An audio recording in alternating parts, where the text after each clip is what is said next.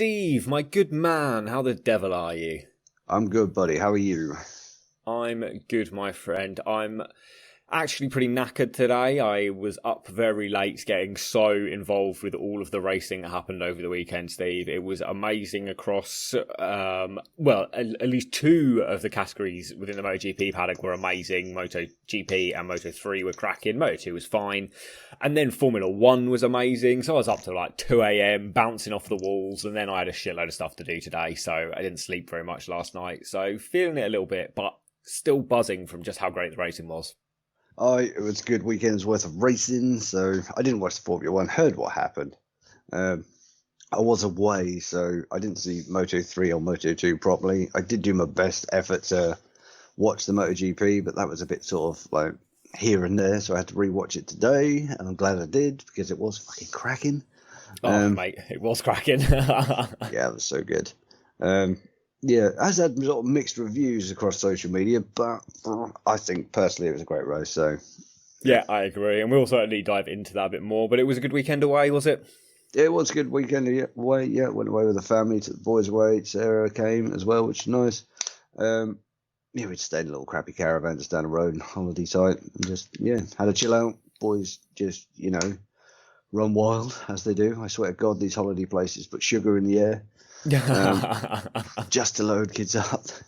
You pull in, I swear the receptionist comes out and blows like sugar dust on them. It's like, go on, run ragged. Because they're just like wired. It's like, look, entertainment. Vroom, look, something over there. Vroom, look, stuff. Look. Just, everywhere you look, there's just children running around or in sugar comas, just like passed out on the floor somewhere. Basically, yeah, but that was good. We did some usual holiday stuff. We played crazy golf, which I enjoy. Nice. Actually, Enzo got a hole in one. Whoa, that's pretty badass. That was badass. Shortly followed by a meltdown because he couldn't get it past the windmill. That was great. You're at a proper crazy golf place when it's got a windmill. Yes, mate. Windmill, ramps, all sorts. Big uphill bit with a couple of grassy tufts, which Enzo went, look, ramp with boobies. Which I found hilarious. He really is your son, Steve. He is, yes. Sarah just sort of like looked at me and was like, I was like, oh. Yeah, it was great. It was good. It was really good. Just it always goes too quick. Yeah, it's trouble, that's like fair. Weekend breaks. You're back. I booked a day off Monday just so we didn't have to race around. It's always nice. Just relax. Come back. Yeah. That's it. And we are actually recording on a Monday today, Steve, because I'm off hiking for a week soon. So we have to record on a Monday. So it's a day early. So there's been a bit less news has come out than usual. And, some of the stuff we're going to say in this show, I'm sure will be outdated by the time the show goes live in like 24 hours or whatever it is. Oh, God, yeah. Yeah, there'll be other news coming out and everyone will be like, what are they on about? Yeah, exactly. As is always seems to be the way, really.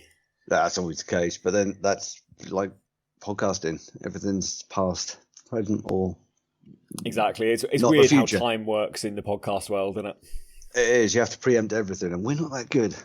No, exactly. Maybe we just need to start just spouting off. We'll record like a 6-hour show, Steve. We'll spout off every possible combination of things that could have happened, and then we'll cut it all together to make the perfect show. And we'll be a modern day MotoGP Nostradamus. Let's do it. Let's do that. Okay, that sounds like a lot of work. It does. Shall we dive into the show then, Steve? And with our Nostradamus-like tendencies, guess all of the news that will be coming out in the next week. Let's give it a crack. Good stuff. So, I'm Tim, he's Steve, and this is for the love of MotoGP.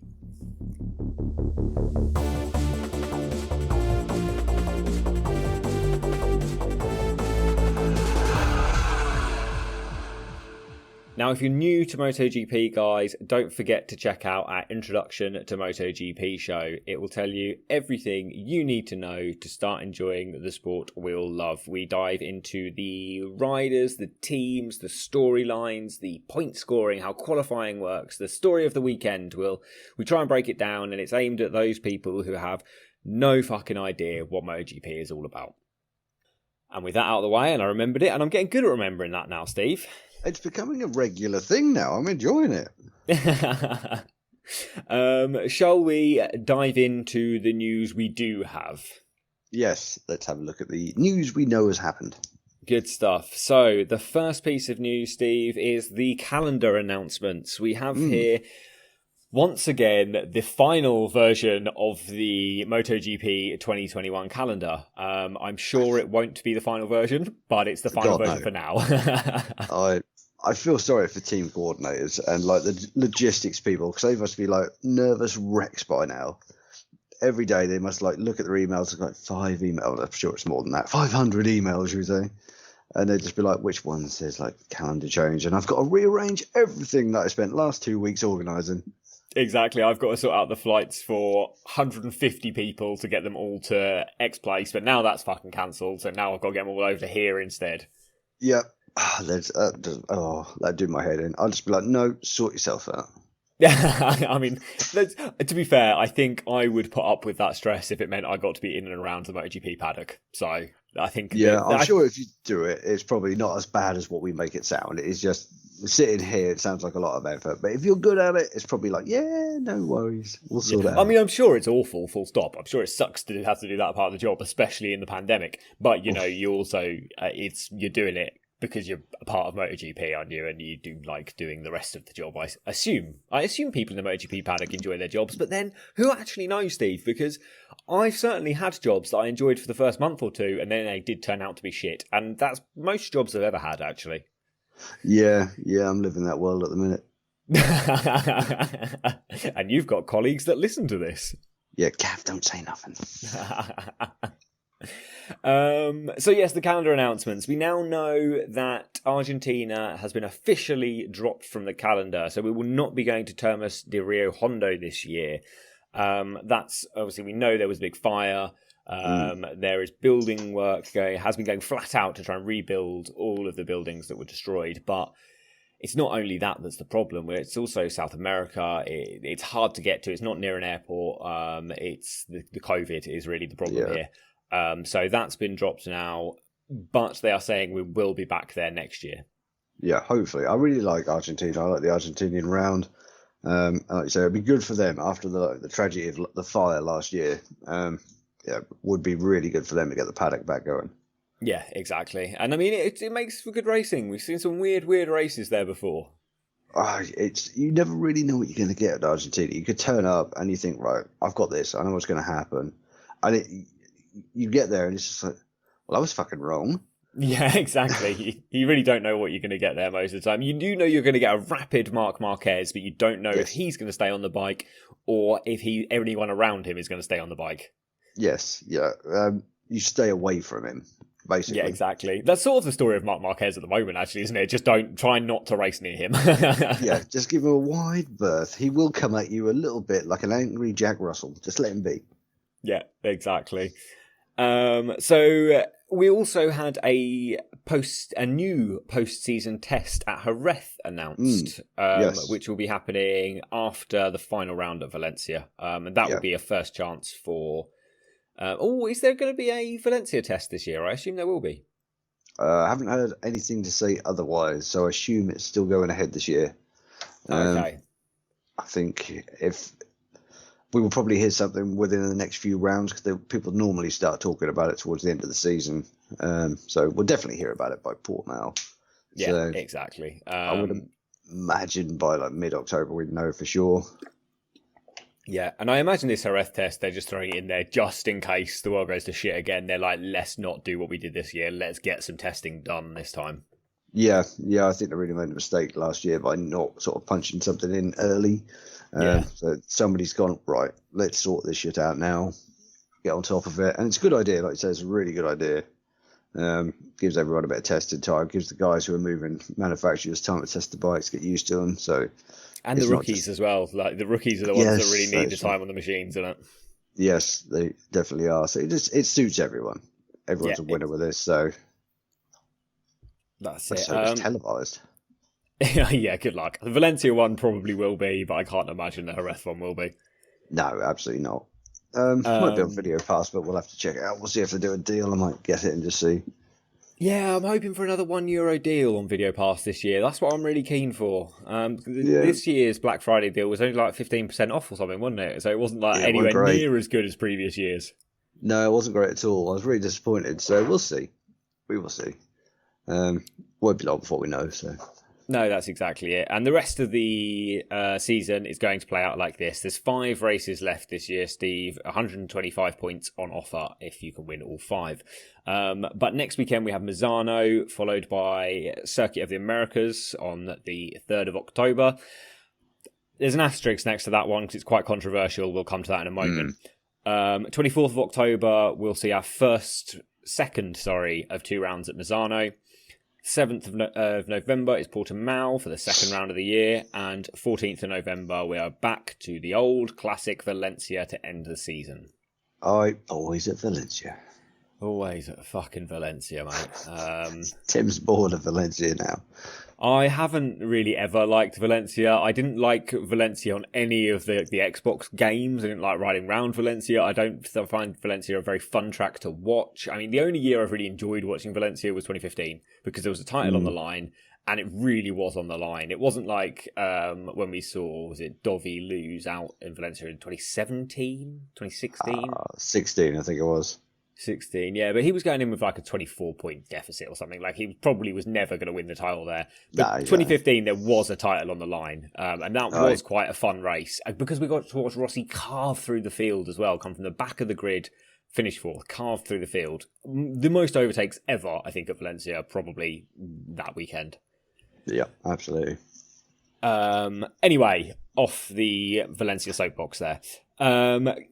Austin, the Circuit of the Americas, is controversial, Steve, because it seems that Austin is really struggling at the moment with COVID. There are only 2 ICU beds left in the entire city at the moment that aren't occupied. You can actually go on the... No, exactly. I mean, they've got 500 plus beds and there is only 2 left that are empty. You can go on the, I think it's the City of Austin. They've got their own website. And you can go on and it tells you on there exactly how many ICU beds are left. And at last check, there was only 2.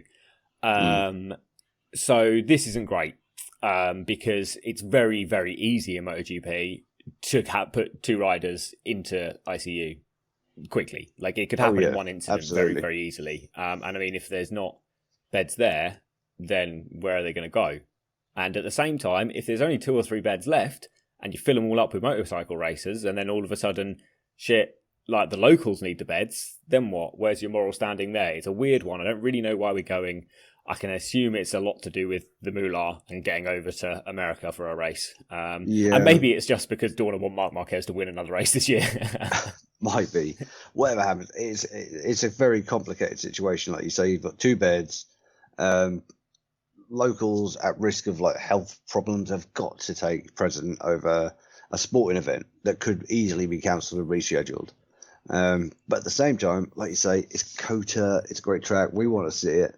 Dorna want the money, obviously, like COTA want the money.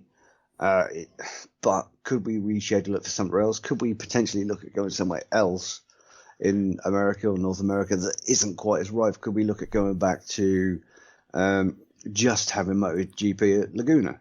Yeah, or maybe at Indy. I don't know whether Indianapolis is still okay for bike racing or not. I don't know a huge amount about the Indy circuit anymore, actually. I don't, to be fair, but I'm sure there's somewhere else that could meet the standards to host a race in North America or just America as a whole. There must be. Yeah. If not, let's send them flat tracking. We'll just see Colin in Texas. We'll go have a weekend at the ranch. That would be great, wouldn't it? Maybe instead of doing proper MotoGP races this year, maybe we go for the American rounds, which is just all the riders fucking about at the ranch, and then maybe we do the Italian rounds with all the riders going and fucking about at the VR46 Academy. Yeah. No points on the line. Just the rest of the rounds count as points. And these 2 are just for pure entertainment value. That would be gold, mate. I'd really enjoy that. That would be gold, right? I'll make some calls. We'll see what you can do there, eh? Okay, let's move it on then, Steve. We have news coming out of the KTM camp that Dani Pedrosa probably won't ever compete in MotoGP again. No. Yeah, shame, but... Yes, Pit Byra, boss of KTM, said that it's unlikely we'll ever see Dani Pedrosa riding MotoGP again. Obviously, there were plans for him to be riding this weekend at Misano, but that's been removed from the table now. And Pit Byra has just been saying, nah, it's probably not going to happen. No.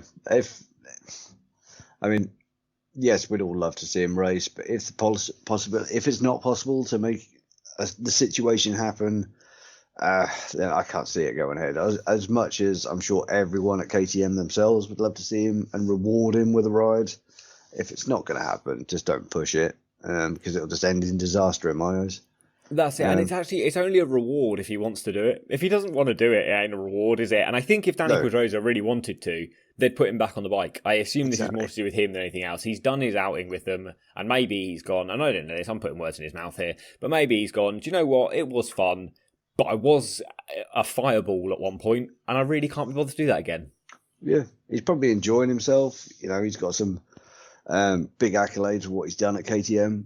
Everyone respects him for that. Everyone respects him as a rider, and everyone still respects him for what he's doing now. So, he's probably getting more ride time behind the scenes than most of the riders. So, although probably not, is he? Because they're not a concession team anymore, so they haven't got the unlimited testing they used to have. No, that is very true. I forgot about that, actually. So no, maybe not. Maybe it's just on par. Even so, if he wanted it to happen, I'm pretty sure they'd make it happen. So, but in my eyes, if it can't happen, don't push it, don't risk it. Yeah, exactly. And there is a test at Misano coming up after the race this weekend, so he may well be on circuit there. But that's the thing. If he doesn't want to do it, or KTM don't want to do it, then fair enough, leave them to it. They are obviously it's been a very successful pairing so far. But yes, it's unlikely we'll see him again, which makes the record books look a little bit strange because he's had 16 starts on a Honda or something, and then one on a KTM. That's what the record books are saying for Dani Pedrosa's career now. It's a little bit odd. Someone's going to look at that in like 50, 60 years ago. What happened here? Yeah, exactly. One ride. But everyone could tell around. You imagine someone who's never watched MotoGP. Let's say it happens in 50 years, and in 30 years' time, someone comes into it, start watching MotoGP, and finds this stat. The speculation that could go on within their head. Did he do one round and crash it and injure himself? You could spiral off into all sorts. But yeah, we know the truth. That's it. And I mean, the internet also knows the truth, so it will be easy to find. But maybe this is a future, Steve, where we've gone, nah, we don't like the internet anymore. We've just got rid. Damn, porn addicts will be screwed. We'll have to go back to getting the dirty mags off the top shelf and just hoping no one sees you doing it. Yeah, just literally pop it out there, just pull the barcode out from behind your jacket and just pick up that scanner and then just chuck that $5 and run like fuck. Keep change, pal. And they're like, it's actually £6.50. Yeah. Just as you legged it out the door. Fuck off. Yeah, contactless now, though, even better. Boom, go. Yeah, that's a better point. You can't underpay with contactless unless they put the numbers in wrong. Exactly.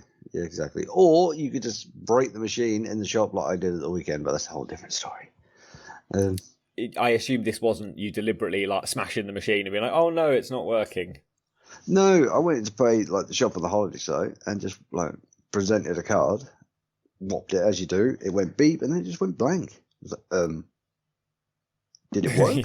You're and then all the tills, a row of 3 tills just went off. I was like, well, wow, that's great. Was that the correct card, Steve? Did you present a bank card, or was this the shut down the shop card that you carry around with you at all times? I don't know. It's some more birds I mugged out of the bag. No, it's Sarah's card. It just, for some reason, did not like it. I think because we were using contactless, you can ping it too many times in a day, can't you? And I just don't think the machine that. Yeah, apparently so. We found that out. Yeah, you can use it too many times. Every now and again it does ask for a PIN number, doesn't it? Yeah, randomly chuck one in there. And because I couldn't remember the PIN number and I tried it twice, it just shut everything down, apparently. It's like, whoa. Oh, okay, fair enough. Cherie's a bit like that. She hasn't got a fucking clue what her PIN numbers are. Ask Sarah. She wouldn't have a clue, mate. Not a Scooby. I'm pretty much saying, because all I do is pay the bills. She has the spare change, or the cash. So, I rarely use mine, but I just for some reason can remember numbers, so... Oh, that's fair enough. That works then. I'm one of those idiots that has them all the same. So I'm like, if I just change them all the same, job done. No, some of my passwords are very similar. They're not the same. They're very, very similar, but they're not the same. And they're all done with like those odd symbols that you never use on a keyboard. Yeah, exactly. Anyway, Steve, let's move on before we give away our PIN numbers and passwords here. Yes, we better do. The VR46 team, Steve, in our next news item here, could be looking for new sponsorship coming up very soon. The story of Valentino Rossi's own team has taken another turn in this epic saga that I'm going to be calling the Aramco deal. That really does sound like a plot or something in a sinister villain's novel. The Aramco deal. But anyway, well, I mean, anything that involves a Saudi state-owned fossil fuel company could very well be fitting into a Bond film. Nice. Yeah, so they are going to be looking for allegedly looking for a new title sponsor. This is all looking like, I don't know, did someone jump the gun and announce things too early and it's all just fallen through because things weren't in place? Do you think? Or I've absolutely no idea, mate. I don't even want to speculate too much on this one because I haven't got a Scooby. Like, I've got nothing out there. No, it's hard. And even Valentino Rossi doesn't seem to know. He doesn't seem to have a fucking clue what's going on. He's been asked and he's like, nah, I don't really know what's happening here. I'm not paying much attention to it. Other people are dealing with it for me. I think his friend Lucio is the one who sort of heads up all this. I'm not 100% sure, but yeah, it's very weird. I tried looking a little bit up earlier when you sent me the show notes. There's just nothing out there. You could, if you do some digging, you start to get into it, but you've got to dig. You've got to really, really dig for it. So I don't know. I think we were right when we first said, when the news came out the deal wasn't quite done, that someone jumped the gun, got excited. It was like, we're going to do this with a valet. And it may have been, like you say, the prince's own wish that this happened. Yeah. The news was broke early, and now it's just not feasible that the deal can go through.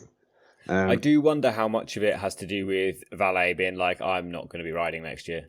I wonder how much of it. I wonder if he had said, yeah, I'll be on the bike, maybe that would have been different. Maybe the deal would have gone through. Maybe not. I don't know. This is speculation again, but that seems to be a big part of it. We do know, don't we, that the Saudi prince wanted Valentino on the bike, and now Valentino's confirmed he won't be. Maybe that has had an effect. I think you could be right because, they came out early and said, we'd like him. He then announced he couldn't ride it. And since then, it's been a downward spiral to where we are now. Yeah. So I think that could well be the case. But I was thinking about this earlier. And there were some bikes with, I think, World Superbikes in the past. I think Ben Bostrom rode one of the Ducatis, that had a round sponsorship sign, tobacco sign, right in the middle of the fairing, which would fit our logo really well. So if you are in need of a hefty sponsor, Valet, come and have a word and we'll see what we can do. Yeah, we'll chuck you a tenner. Yeah, exactly. Because they're going to be much more than that. I'm not even sure we could afford a single set of fairings for a MotoGP machine, Steve. I'm pretty good with fiberglass. I'm sure if they broke one, I could fix it. Might take me a while, but I could fix it. Are they fiberglass? Ah, no, they become fiber, mate, all day long. You're like, but it doesn't matter. I can still do fiberglass. I could probably resin it up for him. It might be a bit out of shape. Aerodynamics, we'll call this. We're testing. That's exactly it. Yeah. No, I can't recreate it. That's one of a kind. Don't damage it. Yeah. When it comes to the electronics, I don't know. I'll just bust out the soldering iron, shove a few wires together and see what happens. That's it, mate. I'm just going to say I can probably polish it. I can do the cleaning. You do the cleaning. I'll do the body and shit together. Yeah, that works. And I'll bring the duct tape for you. Oh, yes. Do I have duct tape? There we go. Happy days. So we don't know what's going on with the VR46 team now. We know that the rumours are they're going to be looking for a new sponsor. We don't really know who. It may well end up being Aramco. It might be 10L Entertainment. Honestly, who the fucking has any idea at this point? It's just another part of this saga that I'm quite enjoying now. It is turning into a bit of an epic tale, and it doesn't look like there's any light at the end of the tunnel yet. But that's glorious for us because we love a good saga. So exactly, I do sort of wonder how much of this as well is Valentino being like, "I'm doing very badly this year, and I ain't making the headlines. How can I make the headlines? Well, I've got that team. Maybe I'll try and make the headlines with that team. They ain't going to win a race this year. Probably not next year. I need to get something juicy going here. And maybe he's just made the whole thing up for it. Maybe he just wants the headlines. Could well be, mate. We know he's a sucker for a good headline. So, I don't know. We're just going to have to wait to see. Every weekend, this is just unfolding a little bit more. So, well, no, stick with us. We'll see what we can find out for next week. See what we can Next find out. week's See what else episode we can make up. Yes, what other shit we can make up. So then that moves on to our next news item, Steve, and pretty much the final one here. And this is Remy Gardner and Raul Fernandez to test MotoGP bikes next week. This isn't actually confirmed yet. No. But it is being reported in a couple of places. As previously mentioned, there is a MotoGP test after the next round at Misano. It will be taking place on the Tuesday and the Wednesday. Rumours have it that Remy and Raul will spend the second day of the test getting used to MotoGP machines in the Tech 3 squad. Obviously, we know the Tech 3 team are losing both Iker Lecuona and Danilo Petrucci next year and replacing them with Remy Gardner and Raul Fernandez. So this all makes sense, really. I mean, KTM are going to be doing plenty of testing anyway. What's the point in getting your current riders to circulate when you've already got experienced riders on other KTM machines? As far as Tech 3 and KTM are concerned, it makes more sense to jump the new guys in. And normally this would be a bit of a problem because you have to talk to the Moto2 teams and you have to say, look, guys, can we have your riders? I know they're contractually obliged to ride your bikes, but can we have them for the weekend? And a lot of the time, especially in this situation where both riders are embroiled in a Moto2 title fight, the Moto2 team would say no. But both Remy Gardner and Raul Fernandez are on full KTM contracts. So KTM are just like, we're having them. Sorry, Aki. And just taking Aki Ayo's guys away from him. So, and I think it's a bit of a risk, Steve, because if one or both of these guys get injured, it changes the whole complexion of the Moto2 title. Absolutely. I'm completely with you. I think it's a massive risk. Just too risky for my liking. You know, I get it. I get why they want to do it. And I see the reasons why behind it. But like you say, they're both in the title fight. What's the point of risking it? You know, I can't get my head around it unless this is something the riders are really pushing for.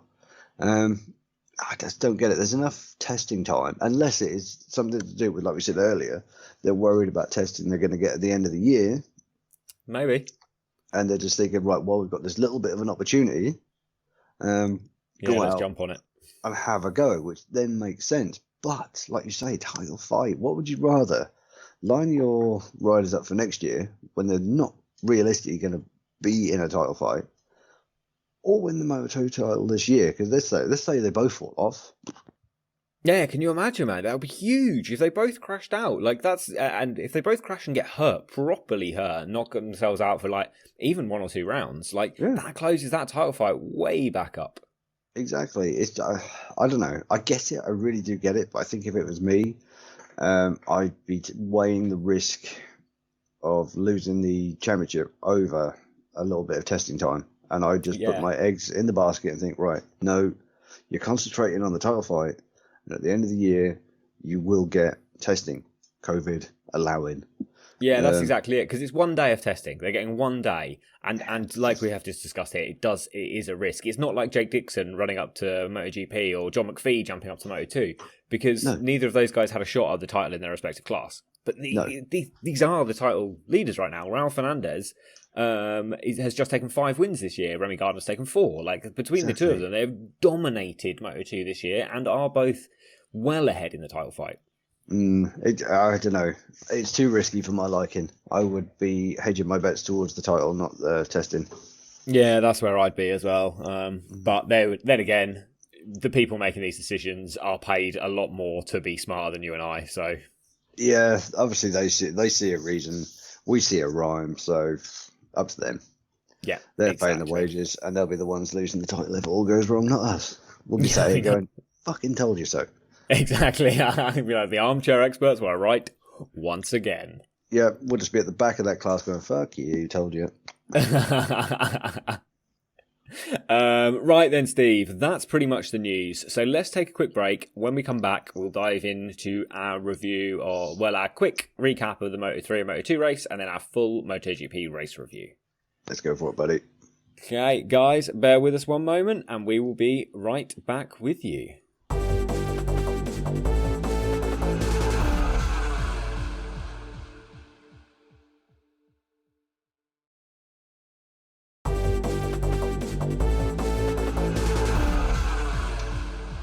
Thank you for bearing with us there, guys. We are back. So we will quickly cover the top 5 finishers in Moto3 and Moto2, and then we will dive right into the MotoGP race review.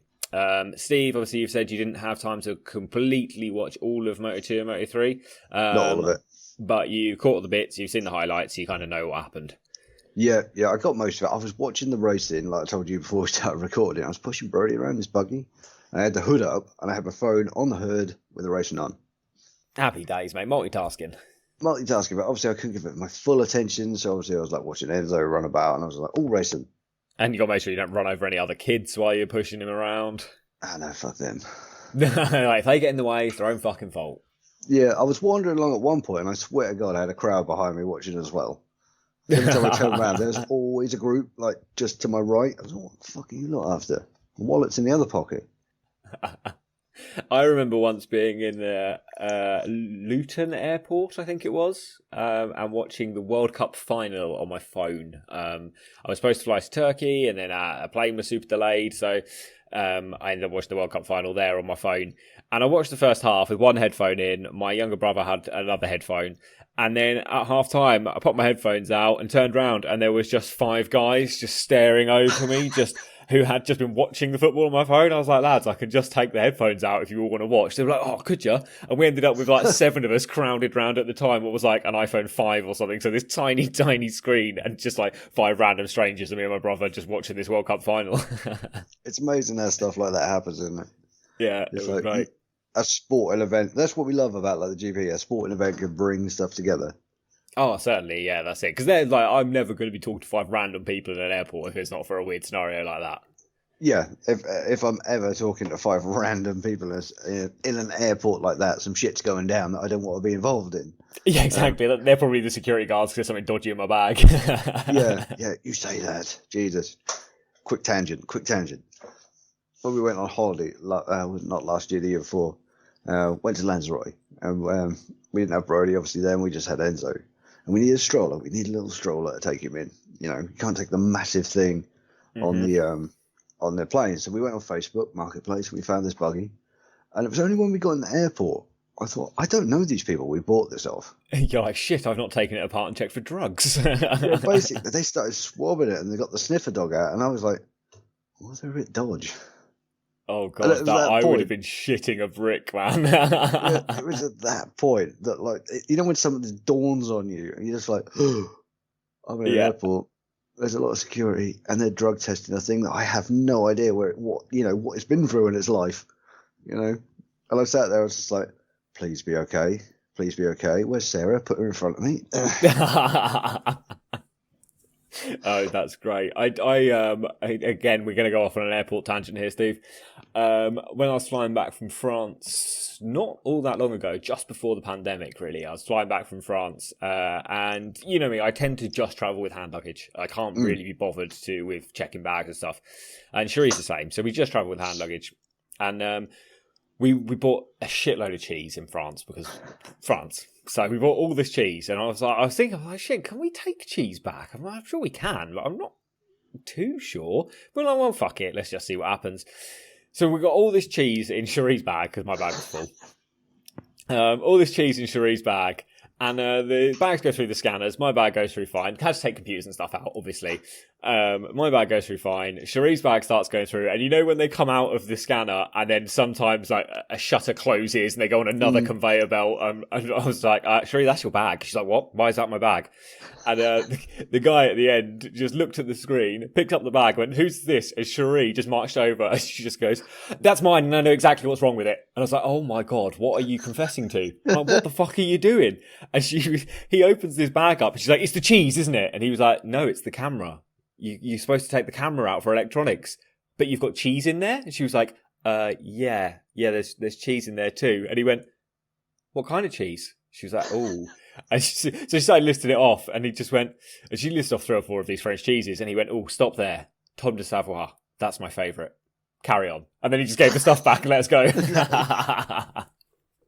But Cherie is just that person that will just admit to fault. As soon as an authority figure is there, she'll be like, yeah, it was me. No, what did I do? I don't know what I did. Did I admit to it? Oh, sorry. She just hasn't got a clue, bless her. Reckon. Oh, dear. And I'm quite the other way. I'm like, well, what's it to you?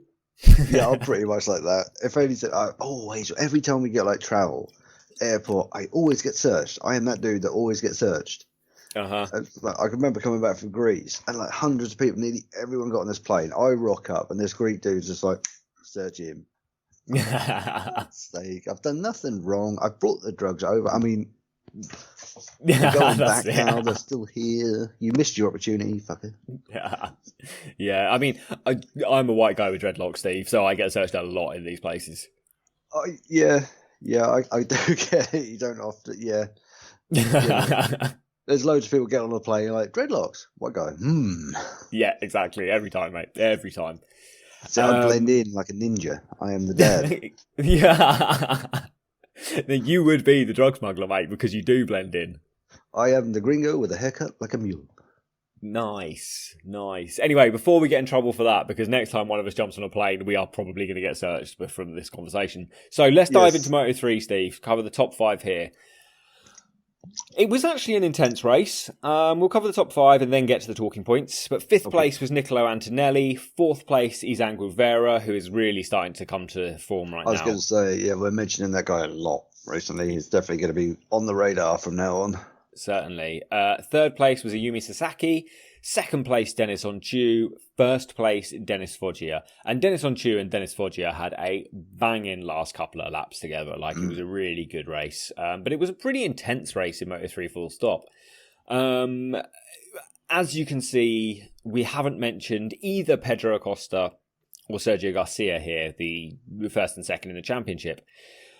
Acosta crashed out, 13, 14 laps into the race. No, he had 3 laps to go, so that must have been 15 laps into the race or something. He crashed out, but had been super aggressive until this point anyway. And when he crashed out, Garcia was riding up in the podium positions. It looked like Garcia was really about to close the championship in.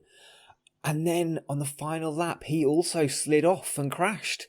He remounted, finished 18th though. So what looked like the championship was coming down to less than a race win, the championship remained the same. Pedro Acosta still got his 46-point gap or whatever it is because Garcia crashed out in those final laps. Like, such a shame, man. I know, but how lucky is that? There was a shot of him in the garage. He was sitting there talking to Aki Ayo and he was watching the screen, and then Sergio Garcia goes down and he went from looking so depressed to this massive beaming smile. Yeah. All of a sudden it's just like, oh, what have I done? This is going to be, oh, fuck it, we're good. Yeah, that was exactly it. That's exactly it. And then it was just straight back into the debrief. Yeah, we're good, lads. Don't worry about it. The bike was fine. Let's go. Beer.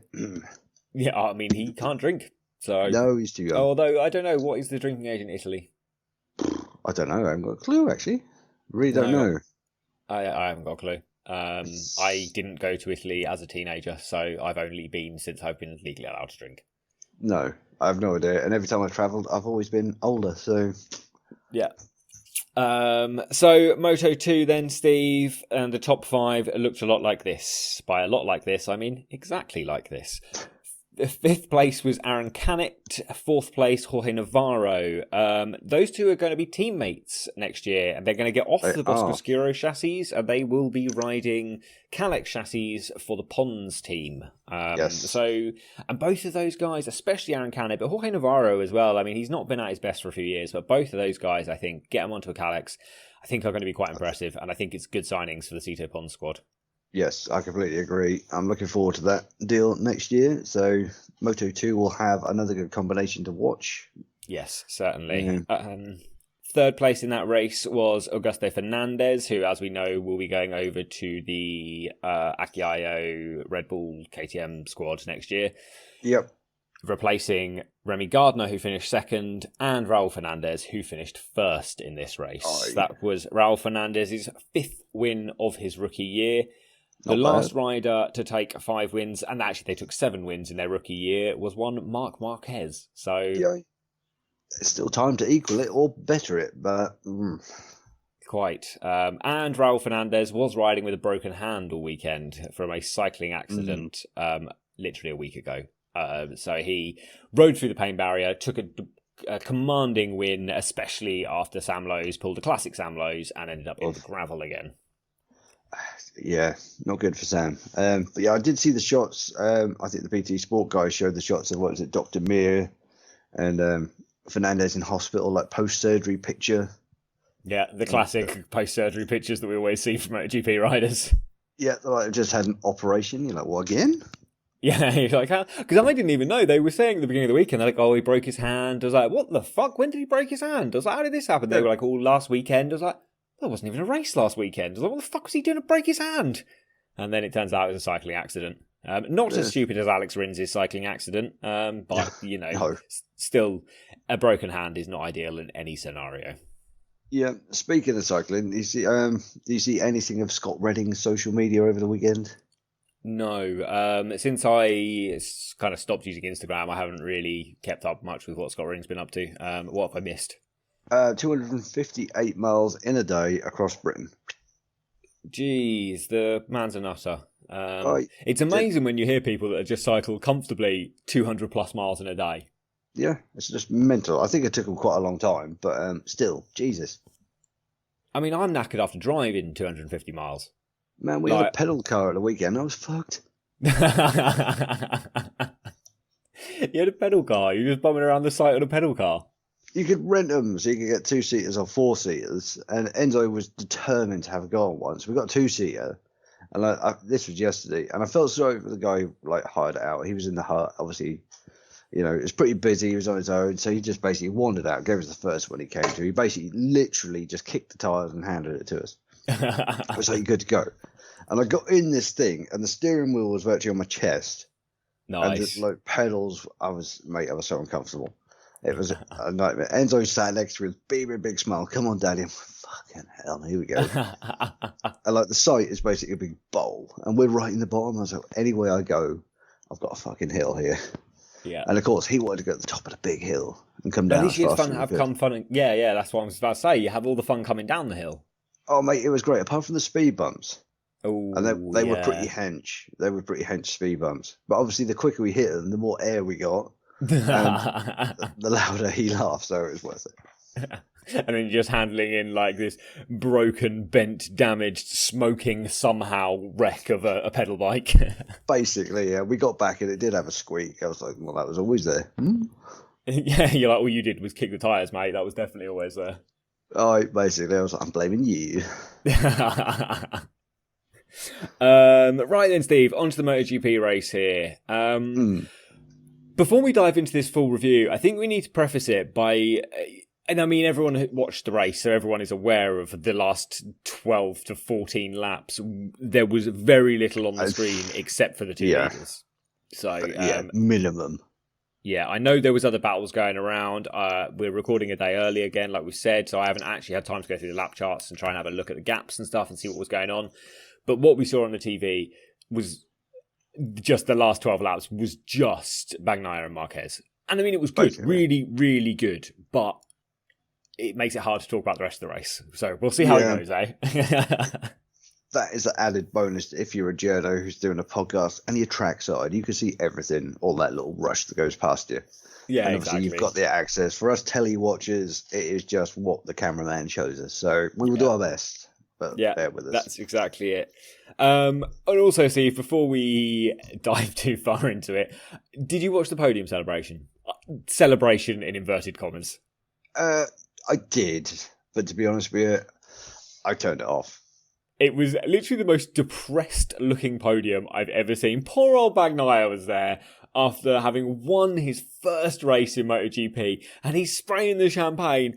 And to his right is... who stands to the right? Is it third place or is it second? I can't remember which order they stand in. Second place. So to his right is this just grumpy-looking Marc Marquez, and to his left is this grumpy-looking Johan Mir. Neither one of them wanted to get involved with the champagne spray, and they're both fuming at their positions, even though they've made it just a fucking podium. And there's Bagnaia looking all stoked, and then he starts spraying the champagne, and no one sprays it back, and you sort of just see his face drop, and he's like, Well, and he looks really so deflated. Yeah, I did. His first podium, he's on the top step, and he's just like, yes, rocking it. And, Marquez is gutted because he didn't win that battle. And, he's like the spoiled brat who didn't get his own way. And Mir just, I don't know what his problem was. Well, Mir did say in his post-race interview, he was saying that he was just disappointed. He expected better than third. He thought he could win that race, but he just didn't. Yeah, but sportsmanship, you've got to be happy for your friend or your cohort who's just won his first race, spray him in the face with some champagne. Yeah, that's exactly it. And obviously Bagnaia has stood on the podium before, but never on the top step. Yeah, sorry, first MotoGP win, yeah. I was quite gutted for the bloke. I was hoping they were going to really go to town on him and give him a big celebration. But no, it was a rather depressed looking, somber podium. And I was just like, fuck you then. Yeah, I really did feel for him. But let's dive into it then, Steve. We're going to start with the first factory here, who I think... It's hard to do this order now this year, in the order that we talk about the manufacturers. In previous years, it was very, very easy, but it's not now, and it's so close that it's quite tough. But this week, the worst manufacturer, I think, easily was Yamaha. Yeah, I completely agree. And you're right, it is getting harder to run it in the order or style that we do. Like you say, in the past, it was really easy. Aprilia, they were going to be first or last or the worst team, as we deem them. Yeah, that's it. Sometimes it might be KTM if Aprilia has a cracking weekend or something. But now it's just week by week, it could be Honda up there. It could be Ducati, the first team we talk about. It could be KTM, could be Aprilia, could be Suzuki. It just changes so often now. It just shows how competitive it's getting. It does, yeah. And you're right, it really does showcase just how competitive it is, which is good. It is good. Yeah. We needed it badly. So, definitely. But let's dive into it. Let's have a look at Yamaha.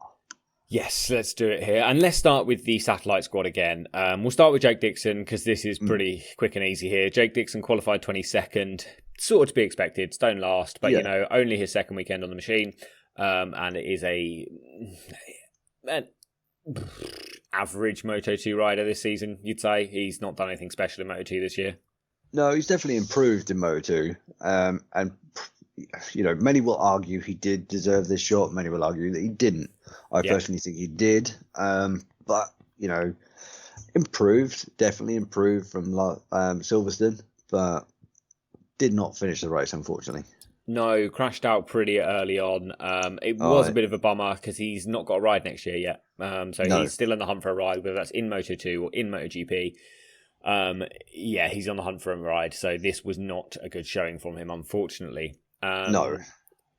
His teammate in Valentino Rossi qualified, it hurts me to say it, Steve, qualified 21st, so last but one, and finished the race in 19th. And this, I'm finding this now, watching Valentino Rossi and Petronas at the same time here, it feels like such a fall from grace for both parts of this equation. For Valentino Rossi, the 9-time world champion, the guy that in his prime was unbeatable, is now riding around at the back of the grid. For the Petronas team here, last year they won 6 fucking races. They won more races than any other squad. They were on form and now are glued to the back of the grid. It's so strange to see these two superpowers of MotoGP essentially come together and it just crumble. You're right, it really has crumbled away. I don't know what the hell has taken a nosedive. Obviously, we know they're losing the title sponsor next year. Mm-hmm. In Petronas, that's all falling apart there. But like I said, Rossi is just... I personally never expected to see his last season be this bad.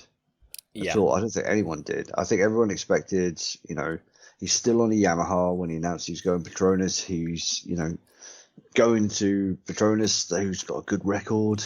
And that's it. And it's a full factory machine as well. He's got. Exactly. He's not an old machine. It just shows. People are saying, "Oh, he should be in the factory team." I'm saying, "Well, he's got factory machinery. There's no difference here. It's going to be the same if he jumps across to the dark blue colours." Yeah, exactly. Come on, it's just, the time is right. I think the guy knows it. He's ready to retire, and I think he could be faster personally, but I don't think he's willing to risk it. I'm sort of starting to wonder that whether it's just got to a point where it's just not worth the hassle now. We know he's got a kid on the way. He knows it's his last year. Just ride it out. Maybe go a bit hell for leather at Misano because it's Misano. Yeah. But other than that, just kind of cruise around now, I think. And I don't know if he is doing that. I feel like he's probably not because he's still Valentino Rossi. He still wants to be the best, and he's still going to go on and do more racing. So it's not even like his competitive edge is gone. But it just, I don't know, man. It's just, the sooner this season's over for Valet, the better, really. Yeah, 5 races to go. I'm not expecting him to do anything at this point. If he gets in the top 15, I think it'll be a cracking weekend. That's it. If he scores points in these next 5 races, happy days.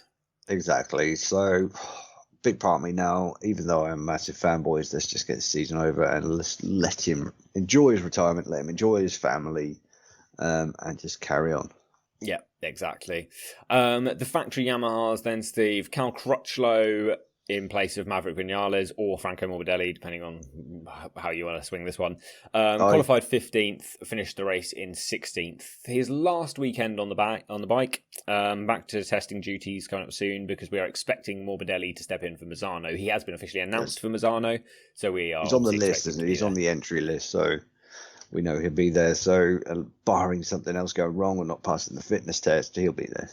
Yeah, exactly. He might not be up to full fitness either. So I'm not expecting Morbidelli to jump on that bike and go win in Mazzano like he did last year. But, you know, he's probably going to be... He'll be no slower than Crutchlow, I think. No, absolutely not. I wouldn't have thought so. Crutchlow, it's been fun to see in the factory leathers, but he's not the Cal Crutchlow of 2013 to 2018. He's certainly lost some speed with his years, sadly. I completely agree.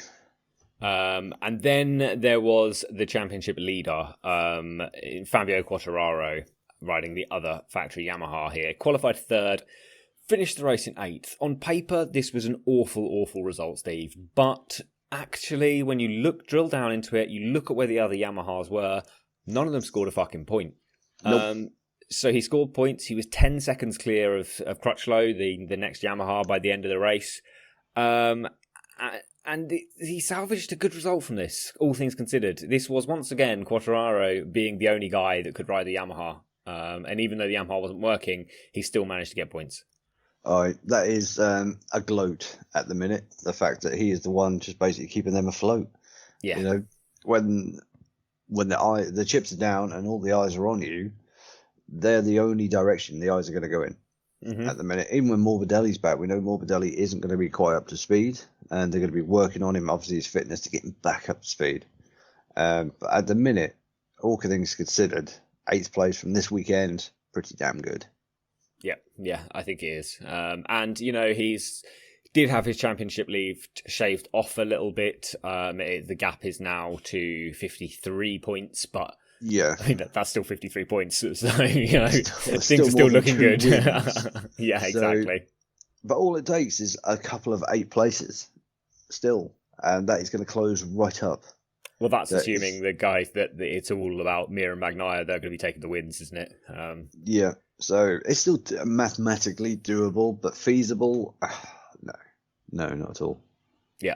I'm with you completely on that one. Right. So the next factory to talk about, Steve, then is KTM.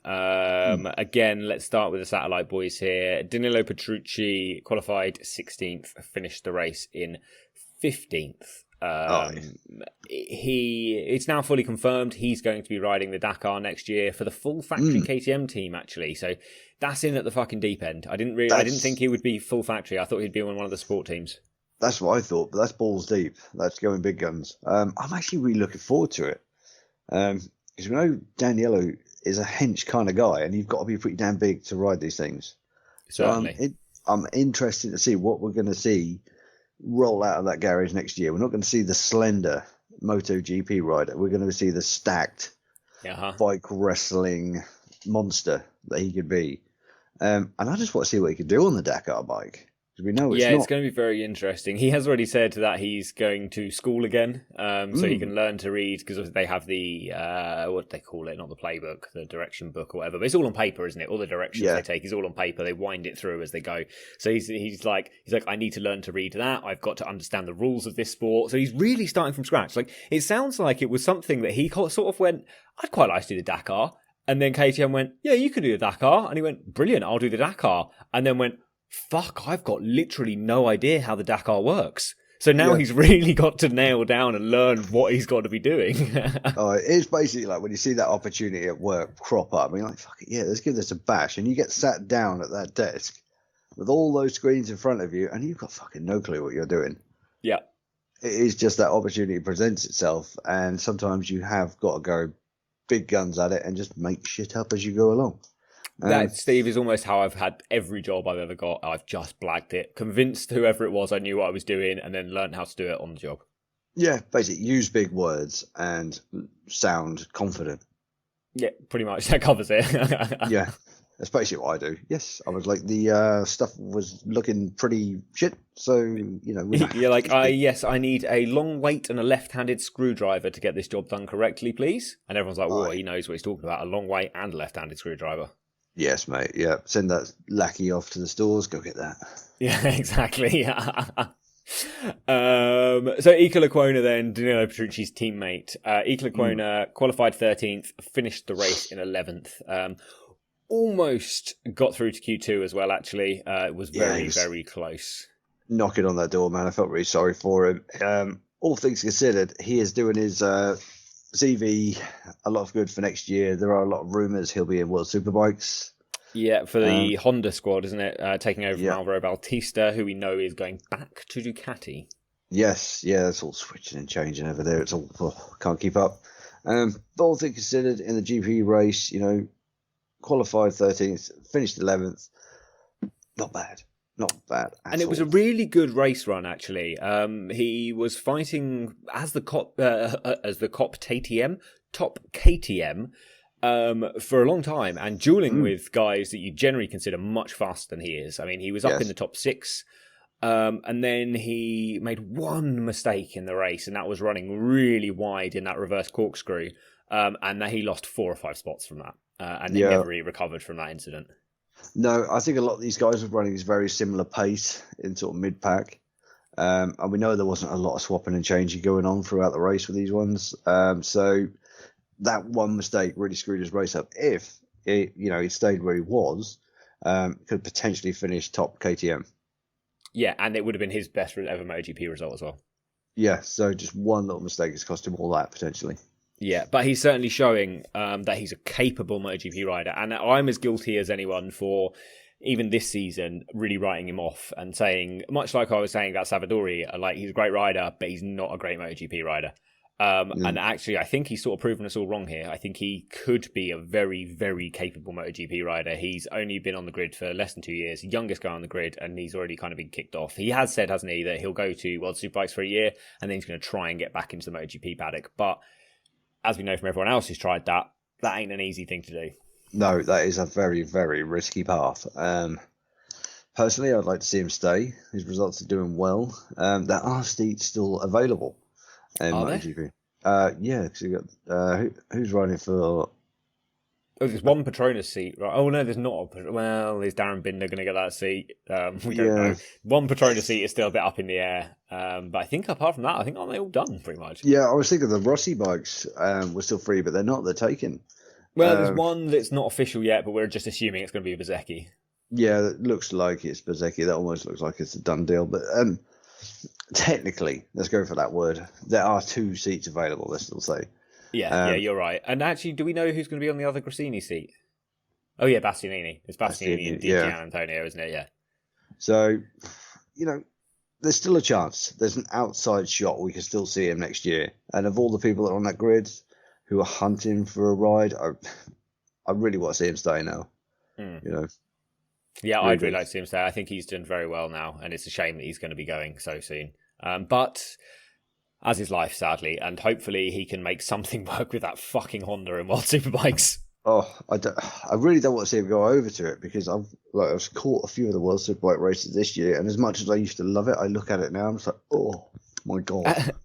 I still enjoy it when I watch it. I do enjoy World Superbikes, but I wouldn't want to be taking on the Honda in World Superbikes right now, especially in Ika Lecuona's case, where he's going to be going over there to try and impress everyone so much that he gets back onto the MotoGP grid. Because the Honda in World Superbikes is not a way back onto the MotoGP grid. No, not at all. And it's not a bike you want to be presenting yourself with the challenge of coming back. Not only have you got to do well on that bike, you've then got to go above and beyond everyone's expectations. Yeah, and you've got to do more. You've got to, yeah, exactly. You've got to outperform the bike. Everyone. But you've sort of got to outperform the Kawasaki's, the Ducatis, and the Yamahas as well.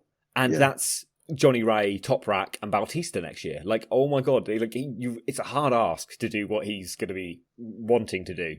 Yeah, basically, what the Honda are doing at the minute is just shipping in a shit ton of weights that are just kind of shoulder shaped. And he's going to rock up next year, and then it's going to go, right, hold these 6. Yeah, exactly. Have some pressure, son. Quite. Right then, the two factory KTM, Steve. One of these guys here has it's a rough ride for Miguel Oliveira at the moment, really. I say one of these guys, obviously it's Miguel Oliveira. Qualified 18th, finished 14th in the race. What's going on with Miguel at the moment, mate? Is he still injured? I think he must still be carrying injuries because his run at the minute is not good. And No. this is not the Miguel we saw last year. This is not the Miguel we know who can perform far better than this. Well, the Miguel we saw at the start of this, well, not the start because the KTM wasn't great at the start, but like a few rounds into this year, we've seen Miguel win a race this year. We've seen him be on the podium in this year. Like, we know Miguel is rapid, one of the fastest guys in the grid. But since that injury, mate, something is not clicking for Miguel now. No, I'm confident it's still injury based. Something's not right there. Something's niggling at him, forcing him to not be as quick as what he could be. So I don't know. I think he's probably pushing too hard on an existing injury and is going to ruin himself if he doesn't hold back. I think he should have probably had longer off of the bike to recover than coming back so quick. That's the only thing I think of. I can't see any other reason. It has to be that injury. Yeah. Yeah, and we do know KTM had a new chassis this weekend, don't they? Brad Binder was using it. I don't know if Miguel was or not, but Brad Binder qualified 12th, finished the race in 7th. Had to come through Q1 to get that 12th place, but then finished the race as top KTM. Doing what he does, and the ultimate Sunday man, really. Yeah, he's been on the phone to Jerry Burgess. What do I do? Yeah, exactly. You know, he's like, I need to work out this Sunday thing. Yeah, give me some how do I do here. it? Who do I need to speak to? Jerry Burgess. Right, what's his number? Yeah, he's the one. But that is exactly what it's right. Like, you're right. He always goes the long way about things, but always comes good on a Sunday. Yeah. And he's always, I've mentioned him quite a bit in like our predictions. He's always that person, because you know he's going to go well on a Sunday. You know that the only thing that's going to be hindering him really is his qualifying. Mm-hmm. If he could finish higher up, his results would be higher up, I'm sure of it. Yes, certainly. But who knows? All we can do is hope that he can get on top of whatever that little bit is to make him like a podium contender every weekend. Yes, exactly. And I mean, if you're a podium contender every weekend, Steve, you do end up being a title contender. So exactly. So these things come hand in hand. Exactly. Let's move it then from KTM to Aprilia here, and we will start with their new signing in one Maverick Vinales. There was a lot of discussion, wasn't there, before the race? How is Maverick going to do on his first outing on the Aprilia? And I know this discussion was taking place across the MotoGP world, but we were having this chat in our Facebook group as well. And very mixed things. Some people were expecting him to do very little this weekend. First time running a V4. You know, we know that it's taken everyone a long time to get to grips with the Aprilia. Other people were expecting him to do very well. We had some top 5 predictions. But the most popular opinion was he's either going to be on the podium or he's going to be last. And there was nothing in between. Very much. A lot of people just went, he's either going to fucking fly or he's going to do terribly, because that's kind of classic Mav. And, I mean, well, he got terribly in the end. Qualified 19th, finished the race in 18th. It did beat some Yamahas, so that's good for him. It doesn't look like it's that hard to beat the Yamahas at the moment, but we did, like, in the early part of the race, the camera did focus on him a lot. Especially when he was battling with Valet, so we got to see him in action. Which was so strange. And the BT Sport commentators pointed this out, didn't they? They were like, what a change. These two were teammates fighting at the front for years together. And now they're riding completely different, for 4 completely different teams and are right at the back. Just a strange change. Amazing what 2 years can do in MotoGP. It shows you how things can just flip on a coin. Just, you know, you blink and all of a sudden everything has just changed. It's like, what the hell? How long have I been in a coma for? You know, normally stuff like this takes years to sort of transpire, but at the minute, it's just things are happening so quickly, you know. And I was of the opinion he was going to do nothing this weekend because I think it is just classic Mav. Yeah. I think he's been flattered a lot in the past. Although, don't get me wrong, he's still one of the fastest riders in the world. On his day, he's unstoppable, mate. On his day, Yeah. Maverick Vinales is unstoppable. But it's not even like you could predict when those days will be. No, They're so there's random. no rhyme or reason to these days, mate. I imagine he wakes up and he just goes, "Today's a good day," and that happens twice a year. Yeah, basically something along that line. When Venus is in line with Saturn, and the moon is its apex, and the rivers of wherever have run They're flowing pink. backwards. Yeah. Yeah, northern hemisphere plug holes are going whichever way they don't go.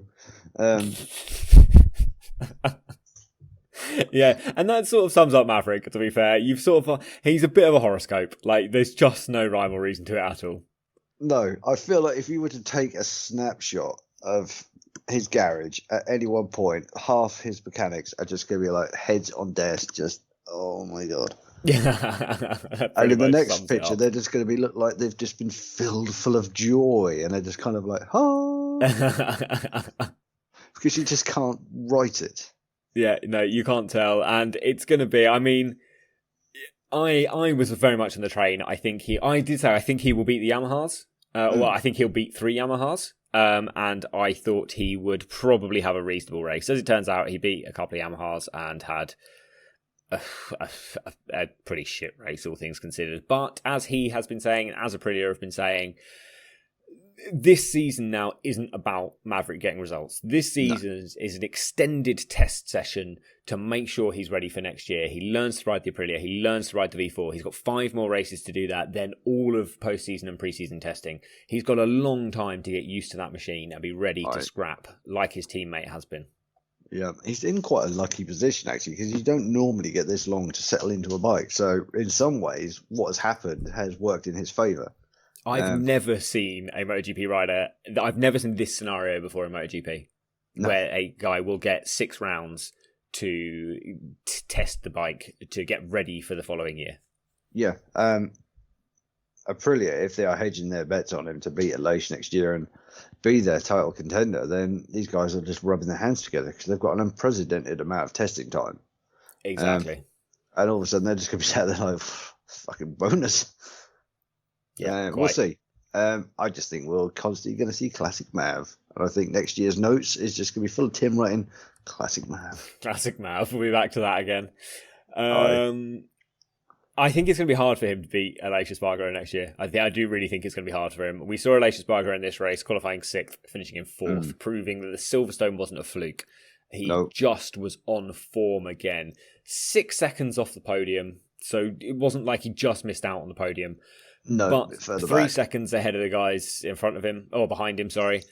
Comfortable 4th place, and just another solid result. Aleix Espargaro once again showing how much that Aprilia has improved. And I'm sure even though Maverick suffered a lot in this race, he'll be looking across at what Aleix can do on it and being like, I know I'm better than you. I've beaten you when we were teammates in the past. I know I can beat you. And what that machine he's doing now is incredible. So I'm sure that Mav is looking across still and being like, it's going to be great. It's going to be a great time. And Aleix Espargaro is just, wow, man. Like, the amount of times we spent, or I certainly spent, just getting the boot into Aprilia and being like, Aleix Espargaro has never won a Grand Prix. He's scored 2 podiums in his life. What the fuck? Why is he still there? But he's now showing us why he's still there and why people within the MotoGP paddock clearly kept him there, because he's a quality rider. When it all comes down to it and he's got a machine that is capable of competing, he will compete. Absolutely. His longevity at that team has been testament to what they can do. Like you said, we spent how many seasons railing these guys to hell. And, now they've produced something that we were desperate to see for years. We've now seen what, these Aleix and Aprilia are capable of. Yeah. And like you say, we know Mav has beaten him in the past. We know he can beat him on the same machine. So realistically, next year, let's say Maverick is on par with Aleix. We've got 2 Aprilias running at the pointy end and could potentially be title contenders all day long. Yeah, exactly. What a change, mate. What an absolute change. It is, isn't it? It really is. And it feels like it almost came from nowhere. So it's going to be very interesting next year to see if they can carry this forward momentum on. Yeah, it was a very sudden change. And I'm glad it's happened because I was getting bored of talking about Aprilia first. Yeah, that's fair. I think we said on a few occasions that I'm sort of just fed up. I think we discussed in the past, like, do we bother even talking about Aprilia anymore? Should we I just think not? yeah, a couple of times we had that conversation. I even think a couple of times when we've gone through it, it's like, Aprilia, yes, Yamaha. Yeah, exactly. Aprilia, yeah, what you'd expect. Moving on. Yeah, see you later. Exactly. Okay, Steve. So the next factory to discuss here are the reigning world champions. No, actually, they're not the reigning world champions, are they? Suzuki, anyway.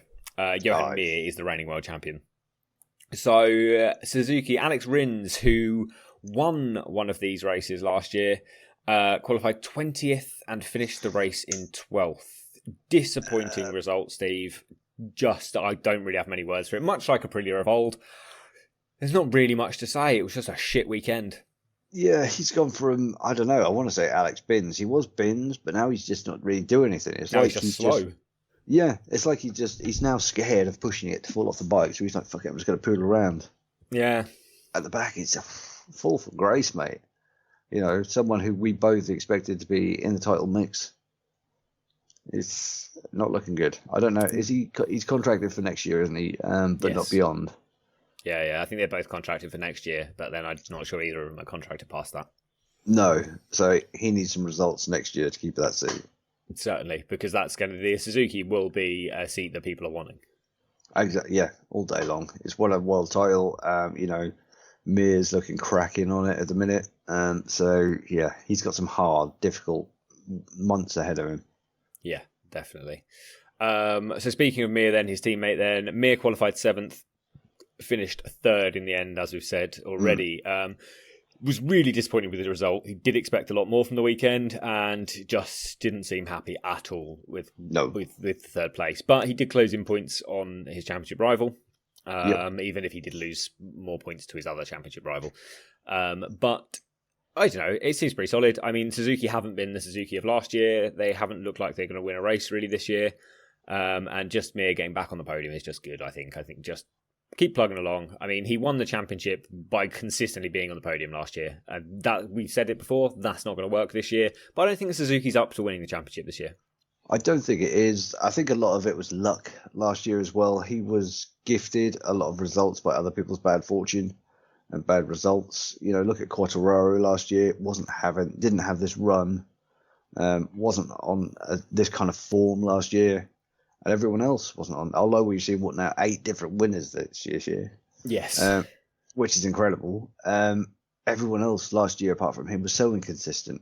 But this year, he's got someone who's more consistent. And when you're just aiming for that last podium place, somebody who's that podium step above you, well, says it exactly, they're going to beat you over the season. And I don't think he lucked into it last year. I don't think that's quite fair. I don't think he lucked into it. I think he was just fortunate the season played out the way he did, but he put himself in the right place in every single race to take the maximum points he could get from it. And that's all you can ask from him, really. And it's the way the cards fell. He did everything that he had to do. He couldn't have done any more. Yes, exactly. Yeah. And it doesn't feel like that's the case this year. And it doesn't feel like even if that was the case, Suzuki would be up to winning it this year. There's just something that's not the same. We saw once again in this race, Mir decided not to use that new rear ride height adjuster. He didn't want the extra 3 kilos, said it was actually only beneficial in one corner. I'd say it wasn't worth having. But I think Rins did continue to run it all weekend. I think so, yeah. But, you know, it's one of those things. If they'd have had this ride height adjuster for early on in the year, they'd have probably ironed out all the problems with it, and it would have been good by now. I think so. I think it could be part of Rin's problem. Maybe he's just getting used to this device and he's putting his time into sorting it out. But who knows? We'll find out. Maybe. I mean, that would make sense, wouldn't it? Maybe he's just gone, this year is a write-off. I've got next year to prove to Suzuki I need to be here, so I need to get on top of this extra bit of equipment, and I need to nail it now. Yeah, so we could potentially see a switch next year when Mir's trying to get used to it. Rins could be on it. So yeah, exactly. So we'll see what happens. There you go. There's our speculation for next year. Okay, Steve, let's take another quick break. When we come back, we'll discuss Honda and Ducati. Aye. Good stuff, guys. Bear with us just one moment, and we will be right back with you.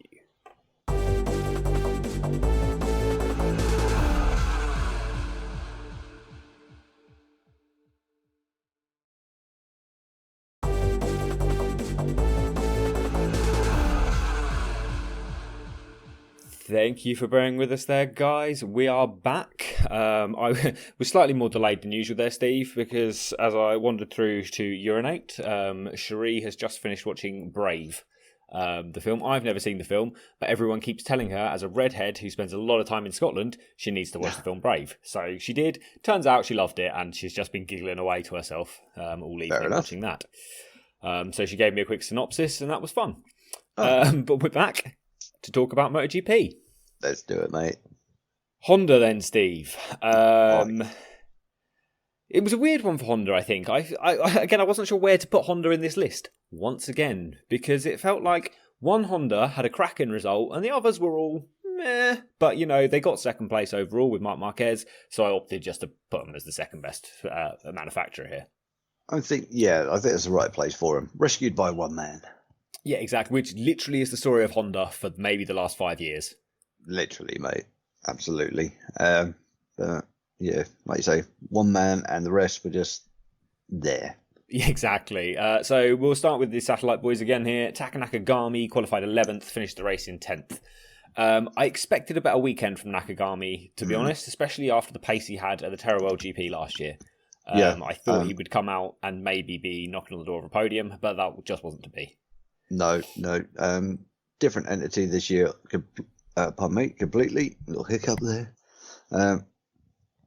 But yeah, I was expecting more. I really was. Still qualified 11th, finished the race in 10th. So really not a bad outing, but yeah, I was expecting more.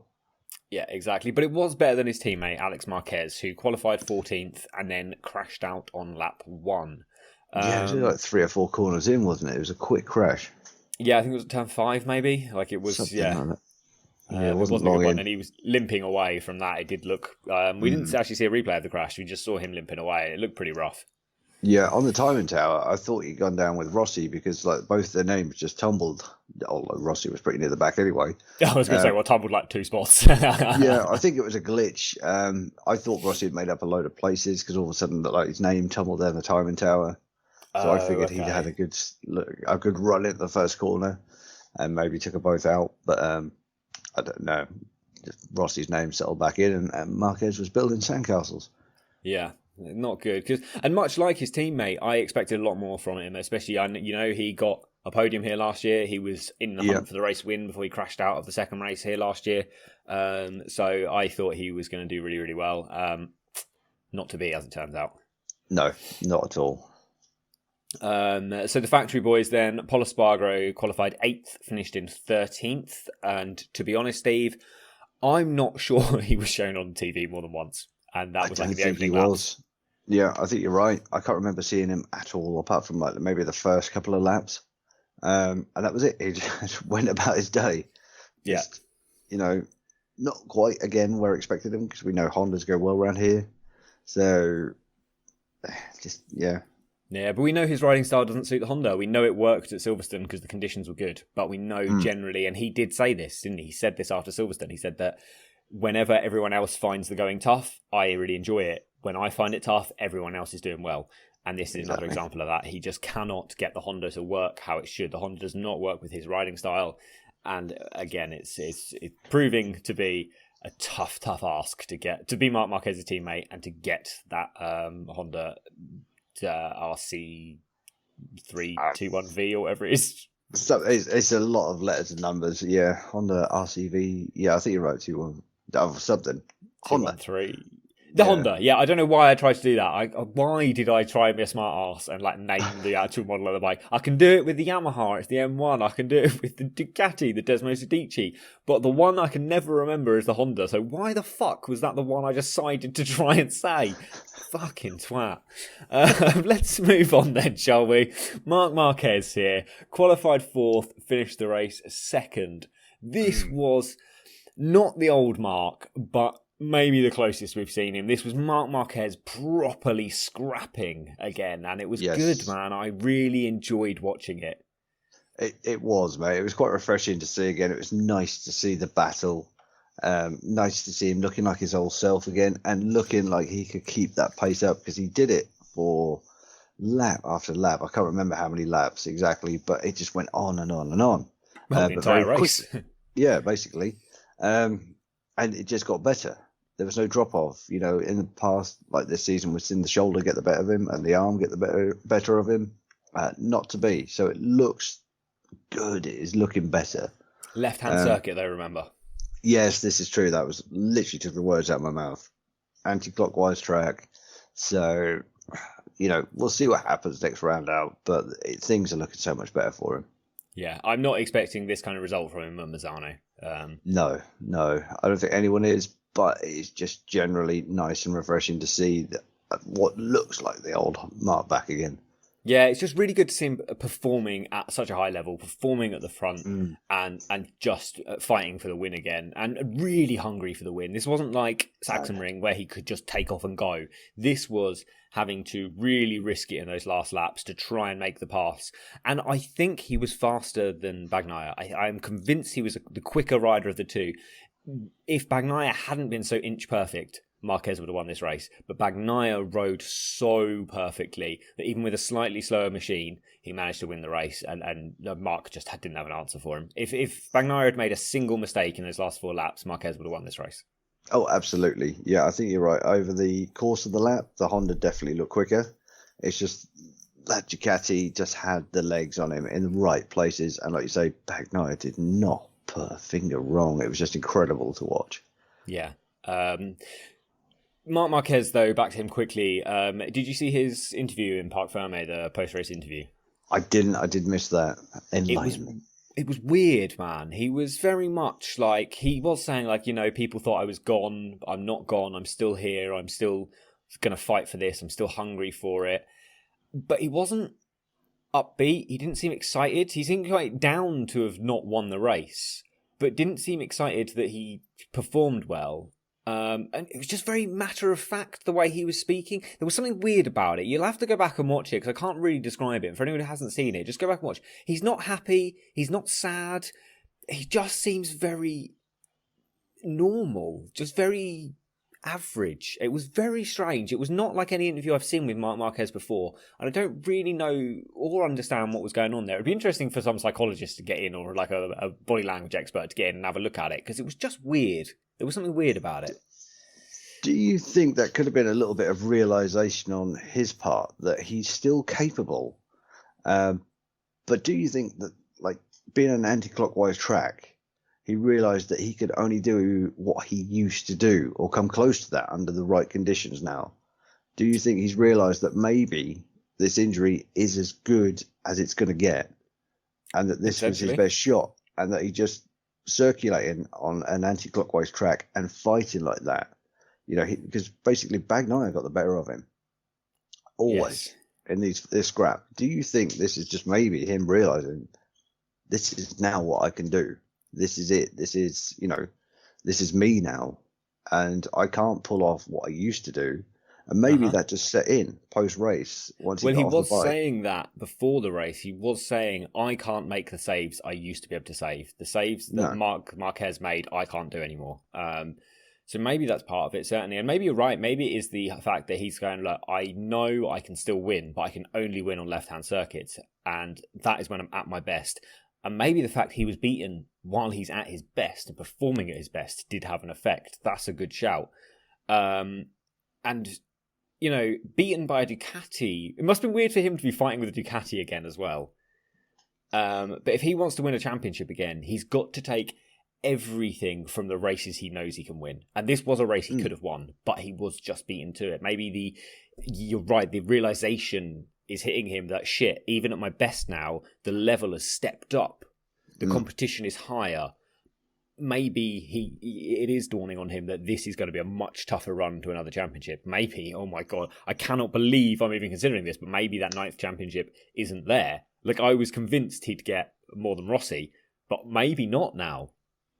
It's a hard one to call. I'm trying to remember the conversation that commentators were having on BT Sport, because this is Marquez 2.0. You know, the old Marquez is now gone. Yes. This is a new Marquez post-injury, post-realization that his old self is gone. Do you think we're going to see Marquez 2.5 next year, where he's had time to process all this and will come out a different entity again? and it's going to be this collective second place accepting Marquez who will take a podium position over a win. Potentially. Maybe you're right. Maybe over the winter there has to be a realization that I cannot go and win every race or finish first and second in every race. And if I want to win another championship, I've got to do it by being the most consistent rider out there, not always the fastest. And maybe that's going to be how he gets a 9th championship. He'll go all Prost on it, Alain Prost on it, and just take the maximum amount of points he can get. But then that doesn't feel like Marc Marquez, and that's not the Marquez we've seen this year, because the Marquez we've seen this year is just win it or bin it. Yeah, I think we're going to see a completely different beast next year. I think what is going to come out next year is going to be nothing like we've seen this year, absolutely nothing like we've seen in the past. And you're right, I think it's going to be very much a points hungry, not a win hungry Marquez. Yeah, a bit like the Marquez we saw in 2016. After the 2015, where it was just crash, he let the two Yamahas get away and fight for the title, where he was still fast enough to win races. And if he'd have kept the rubber side down, he'd have won that title as well. Maybe the 2022 one will be like the 2016 Marquez, and we will just see a Marquez that is going to be a bit slower, a bit more calm, a bit more measured, and he'll just take points and take a title that way. It's going to be interesting. He's a tough one to call at the minute. I don't know. I think we're going to see something just completely different come out of the box next year. We'll wait and see. It'll be exciting either way. It will be good. Right then, let's move it on to Ducati, the final factory here. Start with the Avintia VR46 Sponsorama team. Luca Marini then, qualified 17th, finished 20th. Not a good race. Don't want to spend too much time on him here, but he's really not having a great year overall. And I think that's only being made more obvious by how exceptional Jorge Martin has been, and the fact that Bastianini is really starting to get to grips with the bike. Yes, yeah, I think you're completely right. Like I say, I haven't got a lot to say really about him, except I'm a little bit disappointed. I expected a much more of an improvement by now. But someone's got to occupy that spot, and it's just Marini's sort of position. I mean, it's literally his brother's team, isn't it? So he's going to be there for a while. He's going to be there for as long as he can blag it. Yeah, exactly. His teammate then, Enea Bastianini, cracking weekend for Enea here. Qualified 9th, finished the race in 6th. Best qualifying and best race result in MotoGP so far. And as I said, he's really getting to grips with the Desmos Adichie now. He is now, yeah. It's really looking like he's comfortable on that bike. He's understanding it, and I'm sure over time he's just going to get better. Yeah, and it's still a 2-year-old machine. Exactly. So there's still mechanically improvements that can be made to aid him. So things can only really go in the right direction for him. Do we know what bikes the Grassini squad, who he'll be riding for next year, what age bikes they'll be running? Are they going to be riding GP21s or 22s?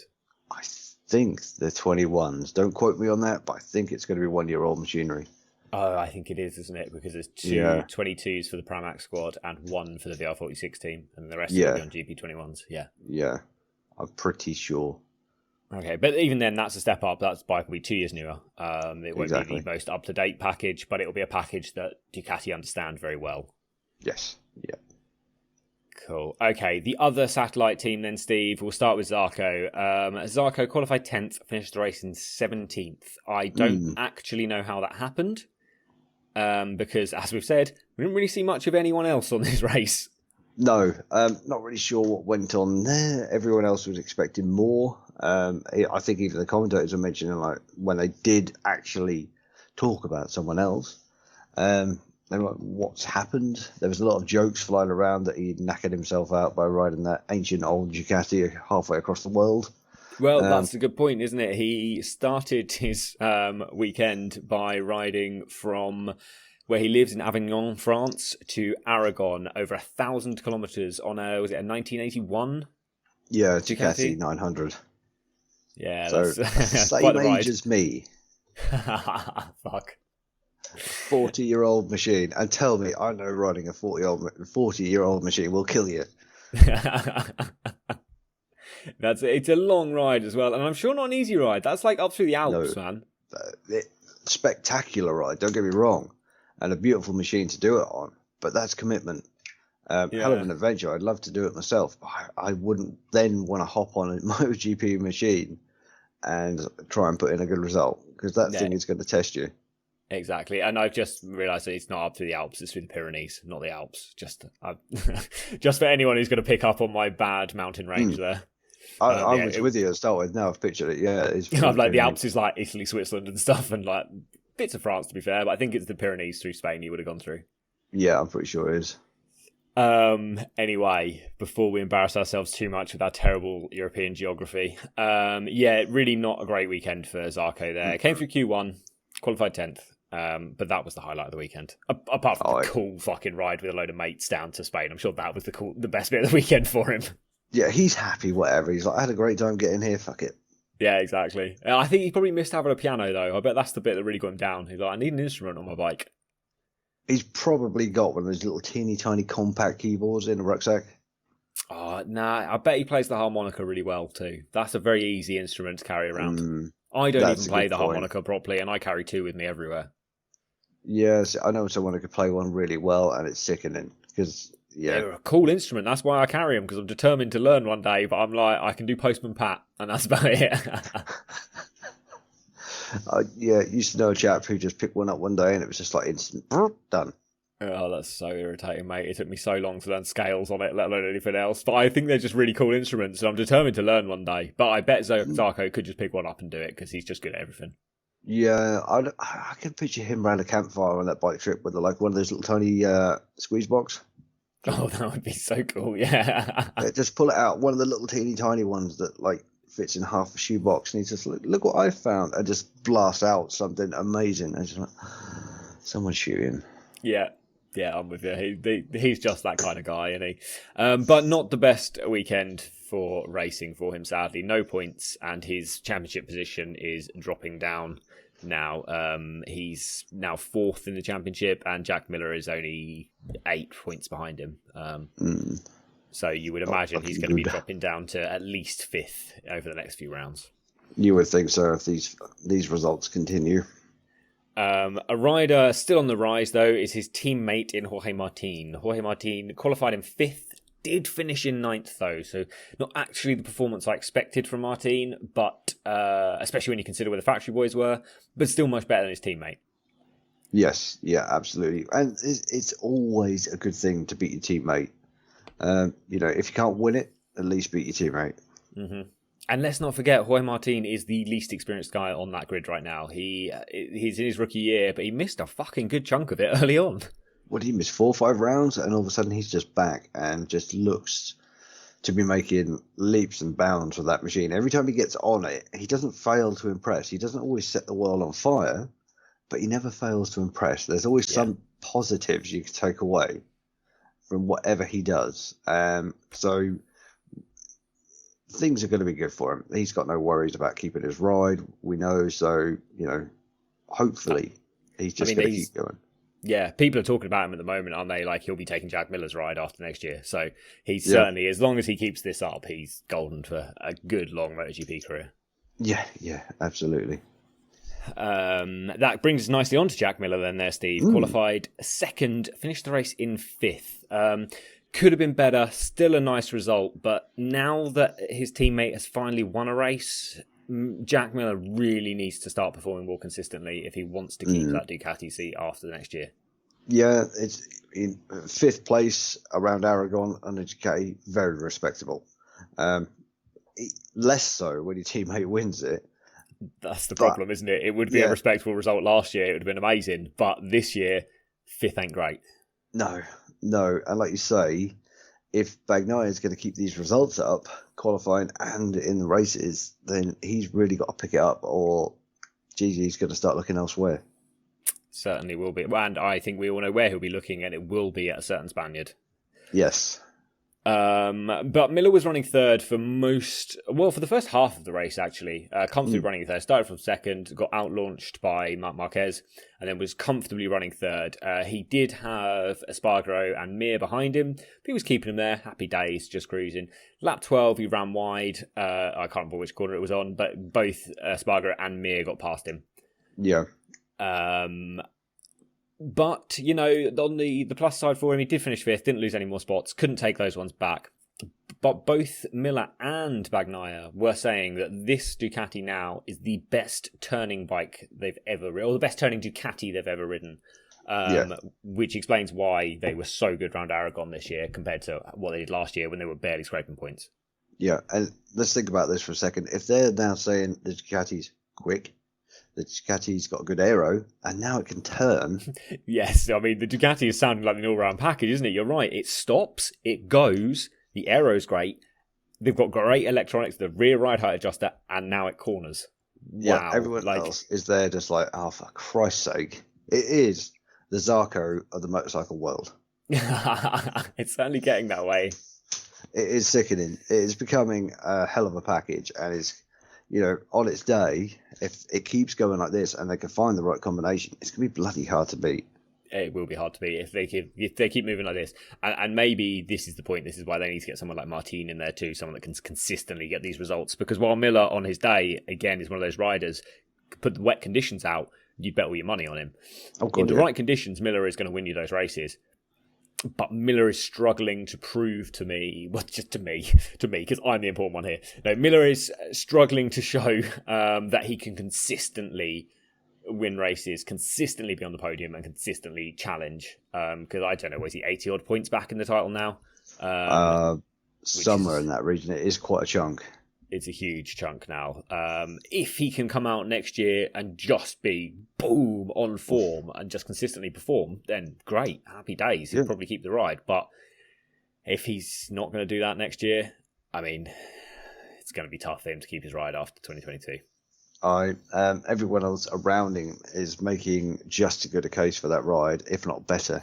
So the pressure that everyone must be feeling there at the minute to like showcase their abilities must be huge, especially him, because he's really the one who is probably going to feel it the most because everyone else is winning.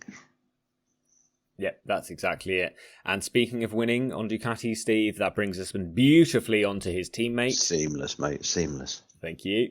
In Pecco Bagnaia here. Francesco Bagnaia qualified first, finished the race in first, led every lap, dominated this race, but was overtaken around 15 times in the final few laps. It wasn't. The lead swapped about 14, 15 times, so I guess he was overtaken 7 times in the last few laps. It really was incredible, but every time they crossed the line, he was leading. Exactly. So that's the important bit. He led every lap, yep.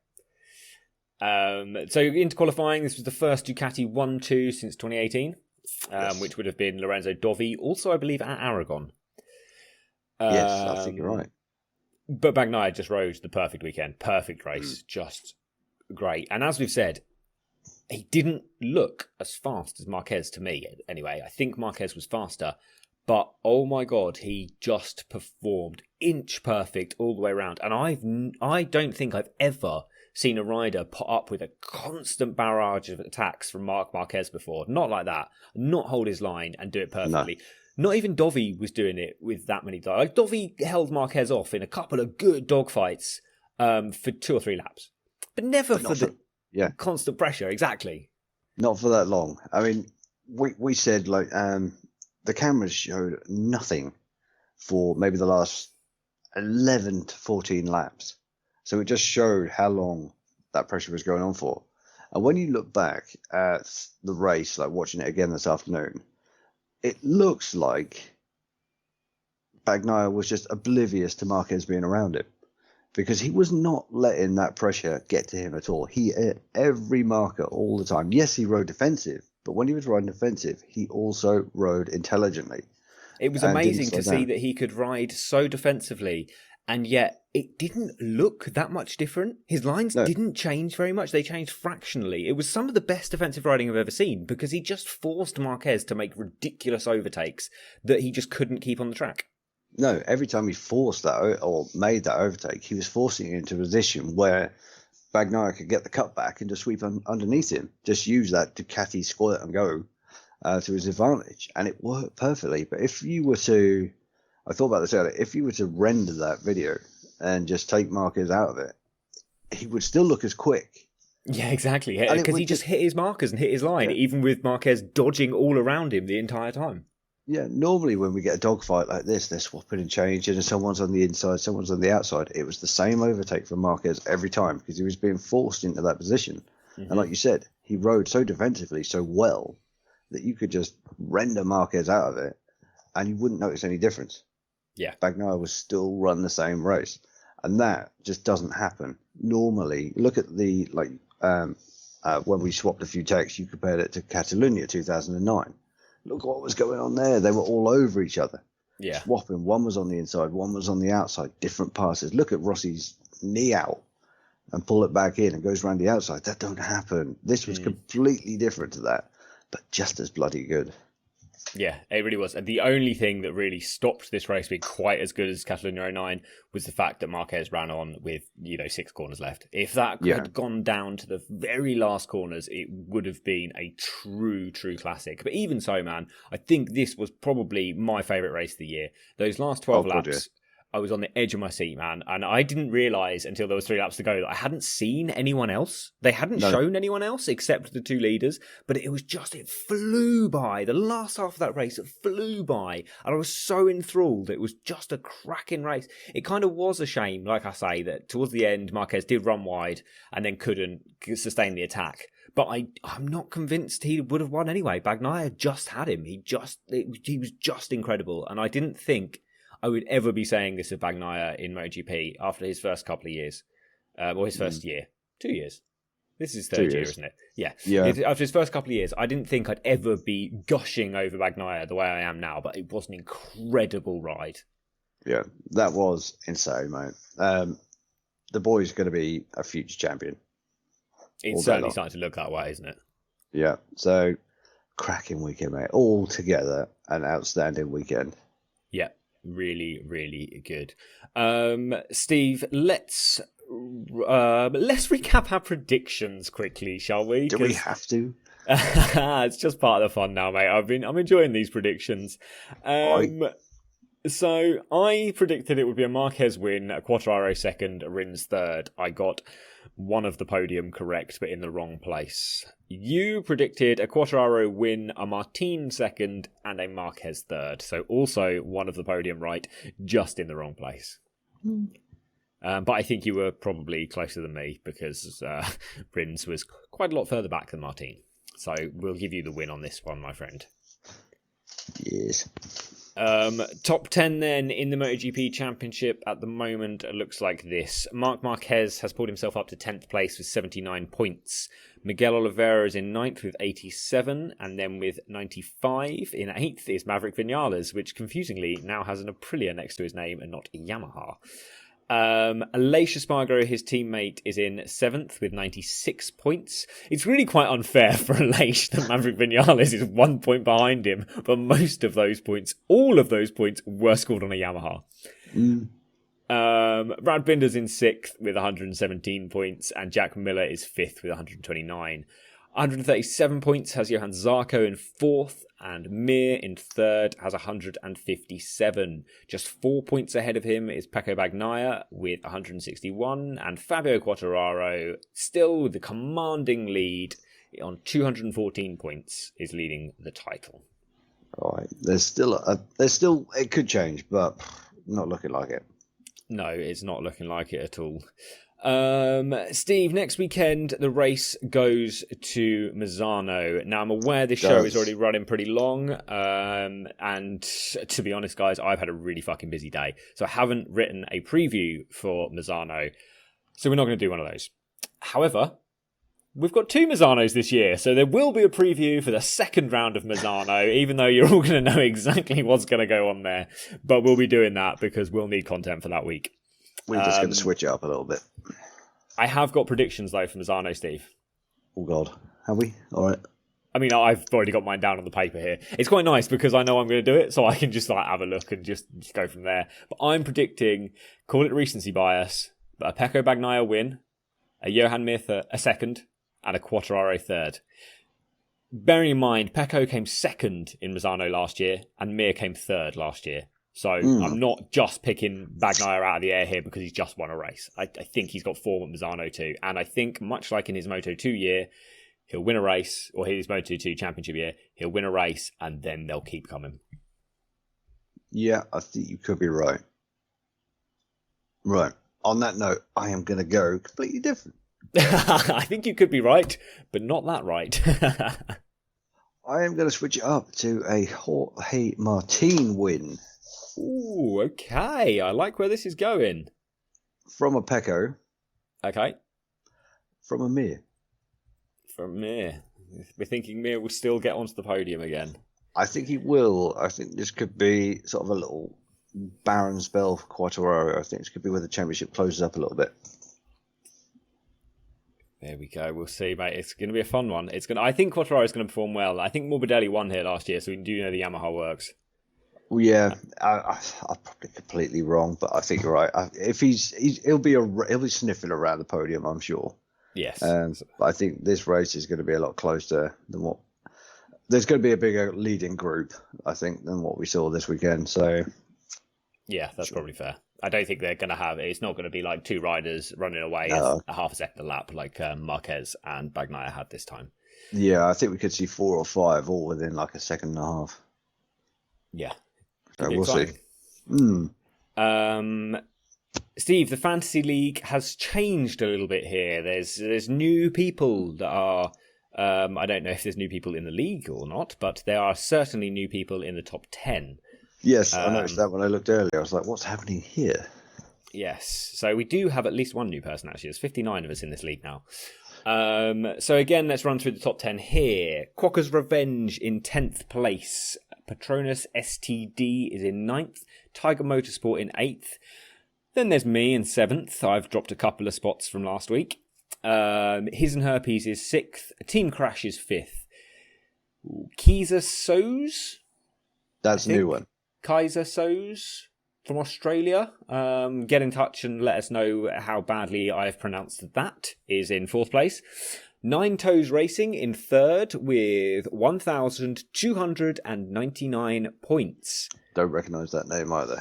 No, me neither. 2nd place is Here Comes The with 1,310.5 points. And then Kragers is still up top there with 1,355.5 points. All 3 of our leaders there are from the USA at the moment, guys. So if anyone is feeling a great national pride towards a country that isn't the USA, I suggest you start picking better riders for your lineups. But the whole thing is closing up at the top now. Kragers at one point had 150 points on everyone, but that's getting smaller now. That gap is closing up. However, Kragers still has a boost. So he does still have a boost. That is the trump card at the minute. Yes. So we'll see what happens there. And after that, Steve, I think that pretty much brings us to the end of the show. So, guys, if you've got any questions or you want to get in touch for any reason, if you want to make predictions like we have, or just tell us how bad our predictions are, you can find us on... We are For the Love of MotoGP, and you can find us on Instagram and Twitter, or come and join the Facebook community that we've mentioned. It's great. The conversation is always flowing across there. Come and join in. Or if you want to email us, drop us a line at fortheloveofmotogp@gmail.com. There it is, Steve. Smooth, my friend. Smooth. We're both nailing at the start and the finish. I like it. Exactly. We've got this shit. It's just the middle now we need to work on. Yeah, we just got to sort out that crap middle bit. Right, guys, thank you very much for listening. If you do want to join the Fantasy League, guys, it's in the show notes. You'll find all the information there. But thank you all very much for listening. Stay safe and look after each other out there, guys. We will be bringing you a show next week, which is probably going to be a couple of days late because I'm out hiking and then I need to get back from Scotland. So it's a bit of a drive as well as a few miles of hiking. So the show, I'm not sure when the show will be out, but we will keep you posted in the Facebook groups and on the various social media channels. So yes, thank you all very much for listening. We will speak to you after Misano. Stay safe. Goodbye. Take care, guys. Music is by Andrew Greenwood. Thanks for listening. Goodbye.